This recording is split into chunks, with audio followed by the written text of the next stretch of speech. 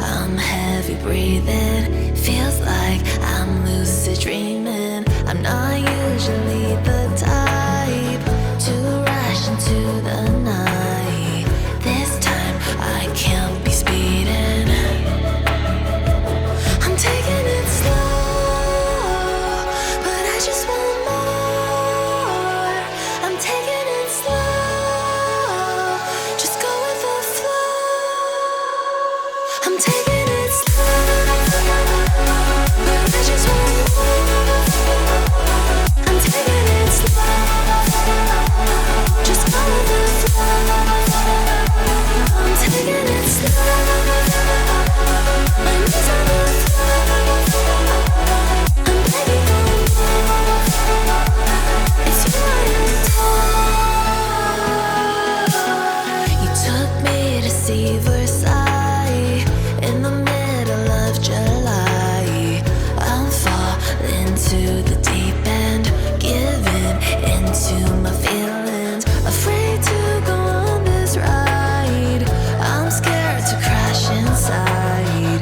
This time I might be speeding. I'm taking it slow, but I just want more. I'm taking it slow, just go with the flow. I'm taking it slow, but I just want more. I'm taking it slow, just go with the flow. I'm taking it slow, my knees on the floor. I'm begging for more. It's you I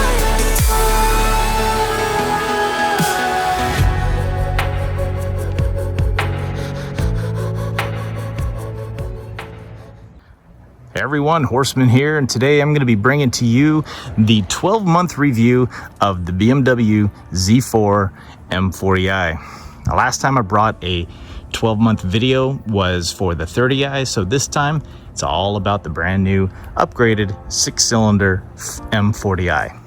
As I stated in my previous video when I had first taken delivery of this car, there are some things that are vastly different from the 30i, but still overall very much the same car, which is perfect. But I'm going to be going over a few of the likes and dislikes of this car after driving it for about 10,000 miles over the course of the last year. The first thing that I have to say that I absolutely like is this new color that came with the 2023 LCI. This is Portimao Blue. It is a reflective metallic color that I absolutely love. Compared to the white, it shows off the lines so much more. And honestly, it helps it to stand out for the beauty that she is.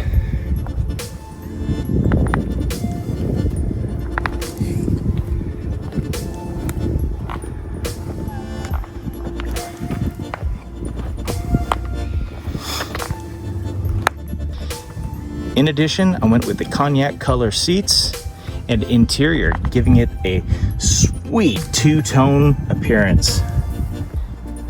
That's not to say that the Magma wasn't also two-tone, but this gives it a much classier look and some additional freedoms in the event that I decided to ever change the color of the exterior of the car.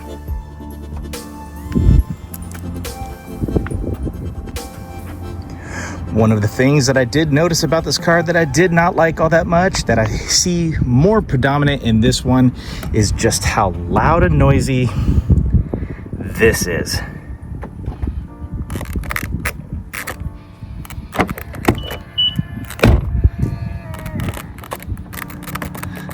I was not very happy with how flimsy this feels, and also with how much noise it makes every time that I go to open the car.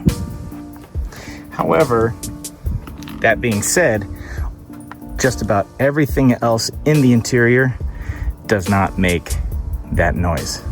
Let's check it out. the seams of the plastic. Seams. Like that type of thing. Keep doing it.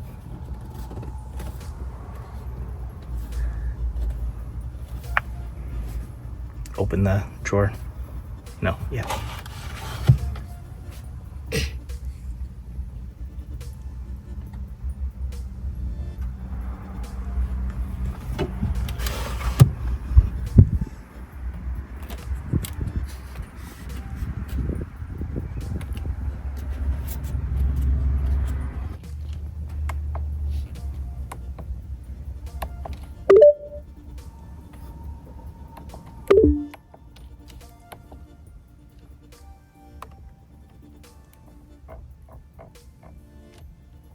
Pull the paddle shifters.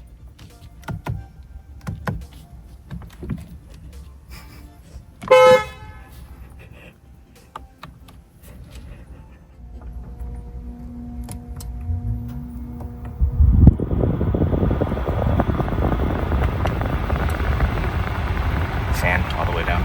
Fan button middle, all the way down. Off. One more. Okay, good. Change.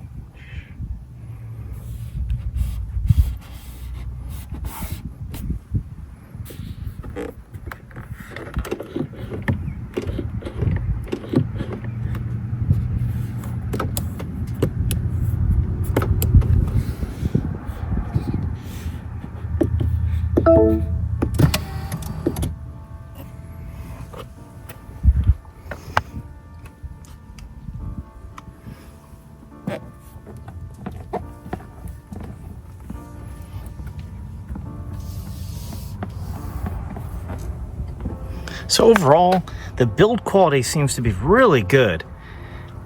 It is a pretty solid piece, and I have to say that the way they put it together, especially on the inside, it feels good, doesn't make a whole lot of creaking noises, at least from a component standpoint. But that's not to say that there aren't some unknown noises and some annoyances that come with driving this car, especially since it is a convertible, such as when the top is up, it rubs up against this area right here, and you can hear it kind of making that noise, like a rubbing noise. And especially if you don't have the radio on, it does get quite annoying. Additionally, I have found out that I have a new noise that's going on, especially when the top is up, that seems to be coming from about right here. And it almost sounds like a loose piece of metal that is vibrating along with the car. I'm not sure exactly what it is, but it is a little on the annoying side. As far as the wheels are concerned, please forgive me, they are very dirty right now, is that these are matte finished wheels. And as you can see right there, some of that material is coming off. It's not everywhere, and I'm not sure if it's because I was using a pressure hose, which I did not do very closely, or if it's just from me using some chemicals. I'm not entirely sure. Needless to say, I stopped using any type of pressure hose on the wheels of the car. That is for absolute sure. I used it to try to get some of the schmutz out of the wheel well there and off of the rim on the inside, because brake dust is atrocious. Absolutely atrocious. Overall, I have to say, I really do enjoy the look of the car, but more so, I enjoy the sound of the car. I mean, it is such a great sounding car, especially with its B58 and the exhaust that they put on this. Now, a few different cars have the B58 engine in it, but the exhaust on the Z4 just makes it sound so good, and I absolutely love it. The car turns heads, looks great at a show. And here in San Antonio, it is a very rare car to behold. Not a whole lot actually show up around here. And if you're wondering why I'm breathing heavy, it's because I am. COVID did a number on me a while back, and so it's very easy for me to get my breath back, especially when I'm trying to speak and walk around and be very still.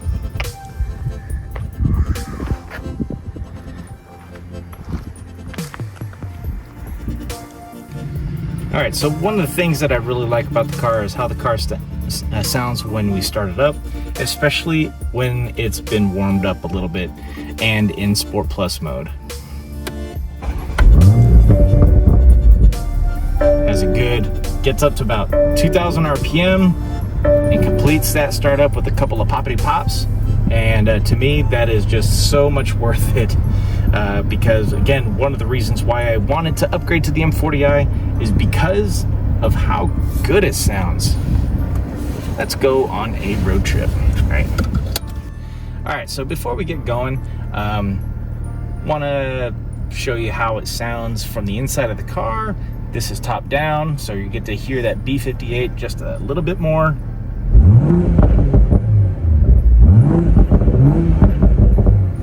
She sounds amazing.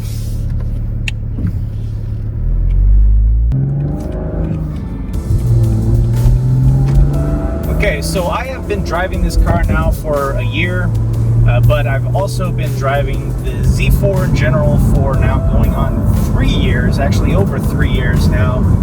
And I still have to say that this is probably one of the most exciting BMWs that I have had the pleasure to drive. And this comes from driving the M3 Competition, the XM, the 840, the M850i, the A5 series, and a couple of the X's, like the XM235, I think is what it was. And I still have to say that of all the BMW cars, this has probably got to be one of the most exciting cars that I have ever had the pleasure to drive. I mean, honestly, it feels good, it handles good, and as an everyday driver, it's got everything that I need from a standpoint of even commuting to work, how loud it is, how fun it is to get the top up and down when I need to, if it decides to rain, how it handles in the rain. But now granted, lately we haven't had a whole lot of rain, so it's kind of hard to tell. But the ease of maintenance, the ease of washing the car, all that stuff makes for a car that is great to drive around on a daily basis. And compared to other sports cars, I think that this one should be ranked pretty high up there if you're interested in a roadster type vehicle. Now granted, one of the biggest downsides and the biggest cons that you're going to find between this car and its competitors is that this one is going to be much higher priced than other two-seater roadsters that are out there. Some of those examples being a classic Honda S2000, and I say classic because yes, that car is now 20 plus years old now. We got our Miatas, the Fiat, Audi TT. We also have the Mercedes that also have two-seater roadsters, and of course Porsche. But this one is closer to the higher end, with Porsche and Mercedes beating out in price. Fully loaded, this car is running about $79,000 out the door. That's including taxes and all that kind of stuff. And that's a really well optioned out spec here. Okay, one of the only things that I opted not to get this time around was there is a wireless charger that can be installed in here, but I had that on the 30i, and I have to say I was not very impressed with how it performed. Not only did it not charge my phone very well, but the space is very tight. It's for larger phones like the iPhone 15 Pro Max. It just very barely fits in there, and all it really did was overheat the phone. And so that was not something that I was very excited about, so I opted not to get that this time around.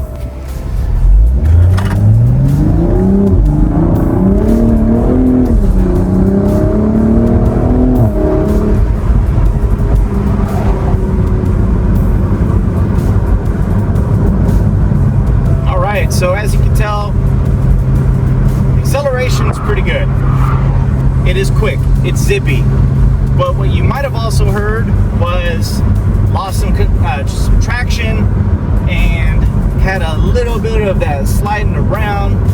The power is pretty substantial, but the grip is not.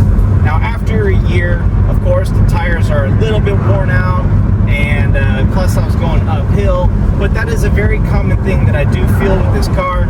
And I'm not gonna lie, it's something that annoyed me in the 30i, believe it or not, and it is something that annoys me just a little bit more with the M40i as well. Now, is it a complete and utter deterrent? Absolutely not, because overall I love the drive so much, and the top-down experience is second to none.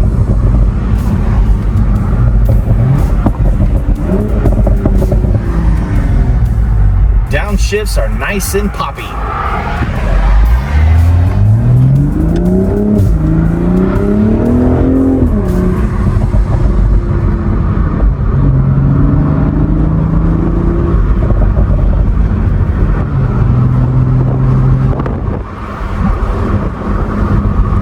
One of the best things that I absolutely enjoy doing in this car is taking these back roads, these Texas back roads, and just enjoying that top-down experience, especially since these back roads are often about 60 miles an hour, and everybody likes to drive on them about 70, 75. So, when in Rome, right? As far as the drive itself is concerned, it is not super bumpy, despite its sport suspension, and therefore it makes for a very comfortable drive. Even for someone who's slightly on the heavy side, I don't feel a lot of pressure on my sides from the seat. The seat is very supportive still, so when I hit the turns at higher speeds, I still feel like I'm not going anywhere, the car's not going anywhere, and you don't have the car sliding or pulling to the outward direction whenever you decide you want to take a nice fast turn.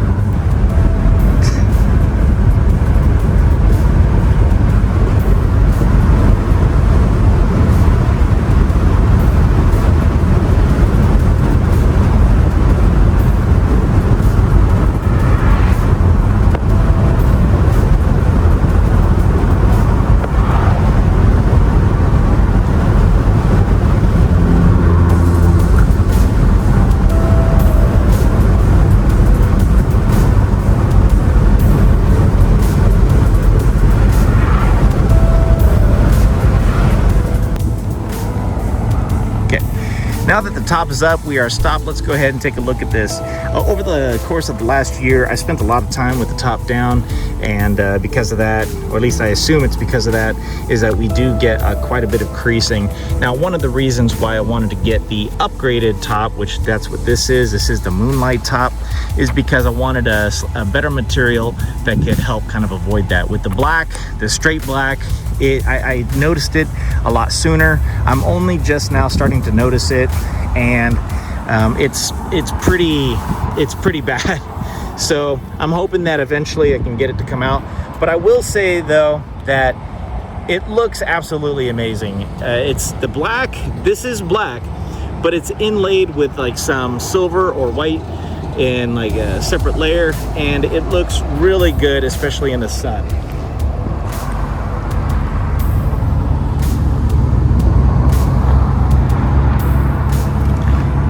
One of the things you'll notice, like especially right here, it's hard all the way to about here, and then it starts to get soft.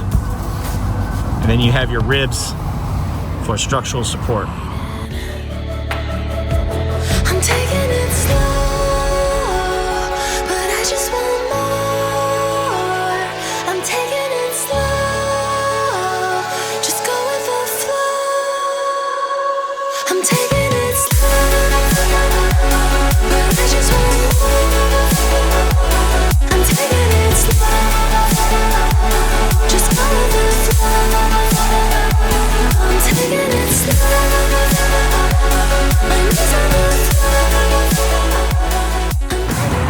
Now, one of the things that I absolutely do love about this car also is the size of the trunk. It is a good sized trunk. There's a ton of space in here.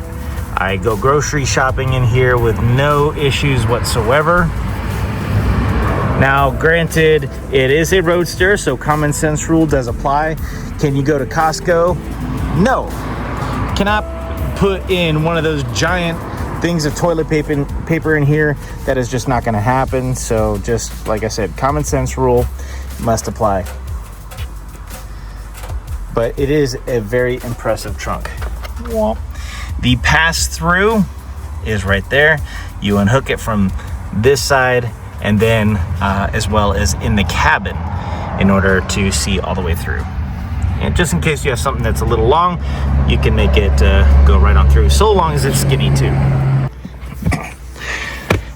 One of the other things that I was asked for in my next video was to have some information in here regarding what I do like and what I don't like about the interior of the car.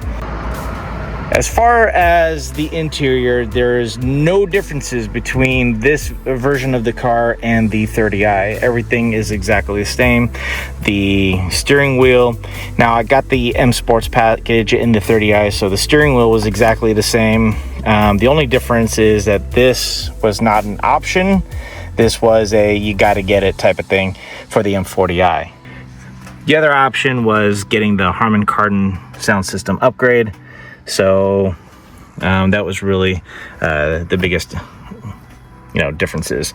But like I said earlier, this car is absolutely solid. It's hard to hear me pushing the buttons, but honestly, this car is absolutely solid. Open here, you have two cup holders. They squeeze onto your cup there. You have a USB-C, which is nice.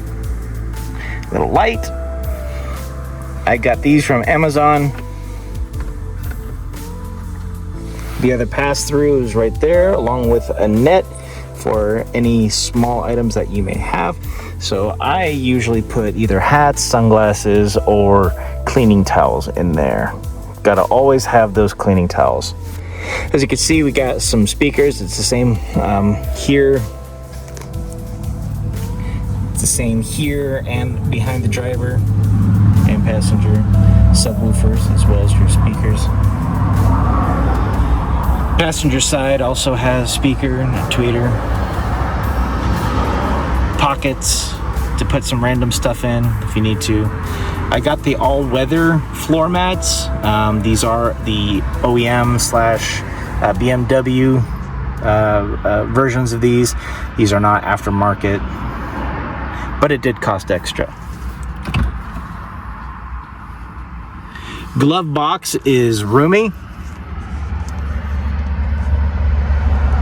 Happy about that. The material that is used for the dash, I don't know what it is. I don't know if it's actually leather or not. I don't think so, but it is very solid and very durable and good looking. It's a little squishy. It's very nice. The screen, exactly the same as the previous model, and everything that's in here is very similar to things that we've seen before. So we can go to comfort, we can go to sport, we can go into configuring our individual, go to individual, standard, sport. I like Sport Plus because it just opens everything up. Hitting the home button, we have a screen that is configurable, meaning that if I want to, I can do different things here, and I can have multiple pages. So I can add a page, I can delete a page, and I can set up what this screen looks like based off of my preferences for my particular drive. So for instance, I can have my screen look like this, where I still have my miles per gallon, my fuel economy, some local traffic conditions, as well as this. But if I really wanted to, I can set up some additional displays that would give me some more informational data, such as sport displays and whatnot. These are going to be intelligent safety, driver's assist. I don't like these things, especially automatic steering. So I do have it set to configuring in individual to turn off automatic steering, and just in case you decide to drift off the road a little bit or cross lines without your blinker on, it'll throw you back into the lane. It's very annoying with all the construction here, but believe it or not, I do use all of my blinkers when I'm supposed to. I know it's crazy for a BMW driver. Vents are pretty solid. The material used, they don't make a whole lot of noise, and the air system in here works very well. Even at 95 degrees, I mean, it still feels really comfortable in here. So I really can't complain about how it feels to drive in here, even in the summer. The only time that I don't like it is when the sun is right above me, or right, you know, at the hottest times of the day, and it just blares down on you. I mean, it can be 95 degrees at 3 o'clock with the sun coming on you, and it just feels like you're roasting.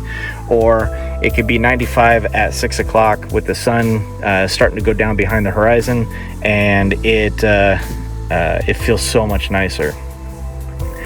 All of our climate control buttons here, fans, temperature, mode. You can either sync them up together, or you can configure both sides individually. Top-down experience, not really sure why that would matter. You also have some configurable buttons down here. As you can see, I don't have to push the button. I can just move my finger along the buttons to see what I have configured there, and I have absolutely nothing configured right now. I don't really have a need to, so I haven't done that. Same thing with the buttons here. You can either, skip your tracks and whatnot, and I don't really see a need for that because all of that is also right here. Now, what is really cool about the heads-up display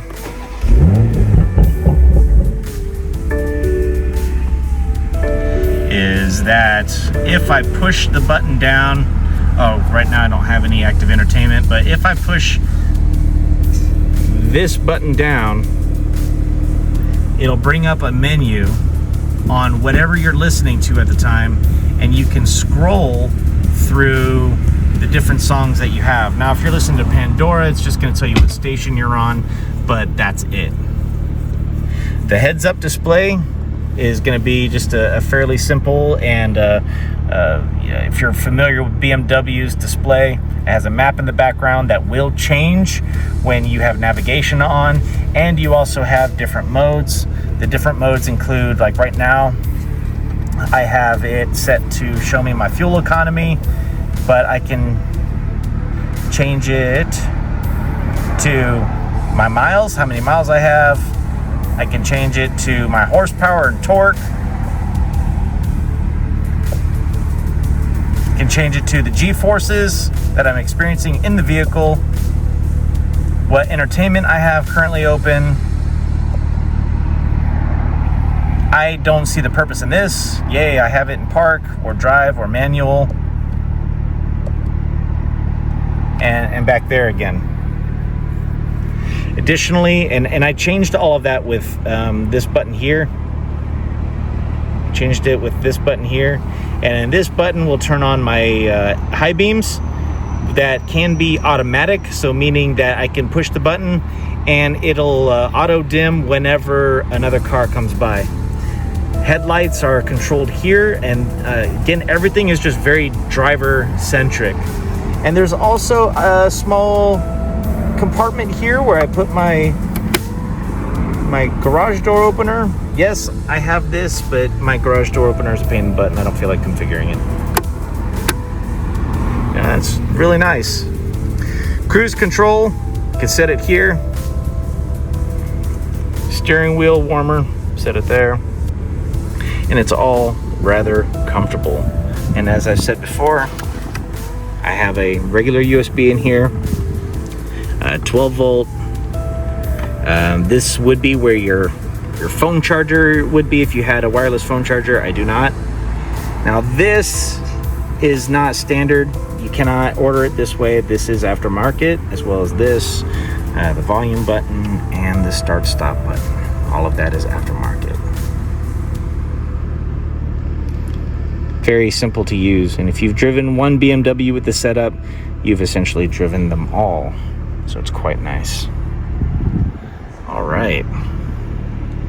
It's really about all I got for you. So let's go through the different drive modes. Oh, the different drive modes. Yeah, they also change. They also change with what mode you're in, which is pretty cool.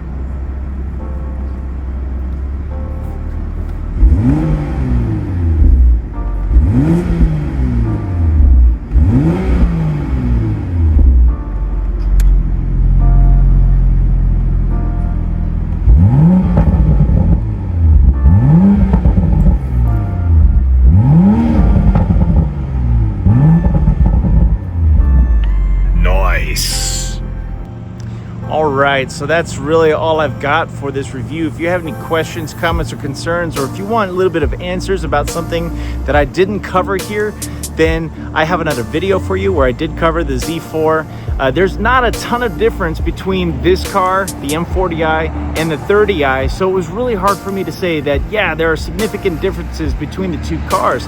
Overall, it's more of the same, and it's a lot of fun to drive, and again, probably one of the most exhilarating vehicles that I've ever had the pleasure to drive, and I really do hope that I can continue doing so for many years to come. So I don't plan on getting rid of it anytime soon. It is so much fun to drive.